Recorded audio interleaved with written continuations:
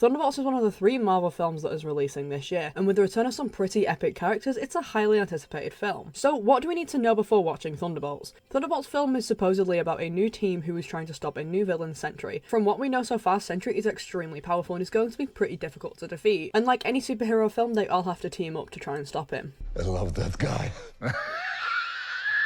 Storyline is a little bit uncertain currently, but there is a reason that all of these anti-heroes would team up together. Some would say that this film is just the Marvel's version of the Suicide Squad. Also important to know that Bucky is a congressman, and honestly we have no idea why. This film releases on the 2nd of May this year and has been filming since April 2024, with a rough estimate of $150 million of a budget, and also having Scarlett Johansson as an executive producer. A lot of fans have really good hopes for this film, especially with Captain America Brave New World being such a hit, and also Fantastic Four: The First Steps looking to be an epic film. I can understand why people have high hopes for Thunderbolts. The characters in this film that we know of from the trailer are Red Guardian, Yelena, Valentina, Bucky, Ghost, Taskmaster, John Walker, and Sentry, or Bob. To know who these characters are, here are the films that you should probably watch before this film if you haven't already. Captain America First Avenger, Captain America the Winter Soldier, and Captain America Civil War. Basically the entire Captain America trilogy. This is important because it introduces Bucky massively and also gives him a bit of storyline to why he is the way he is. Avengers Age of Ultron should be watched because it has a very brief scene of Natasha's past, so we can understand a little bit for Yelena too. Honestly, you should watch Infinity War just for the sake of watching Endgame, because Endgame's a pretty important film to know for this.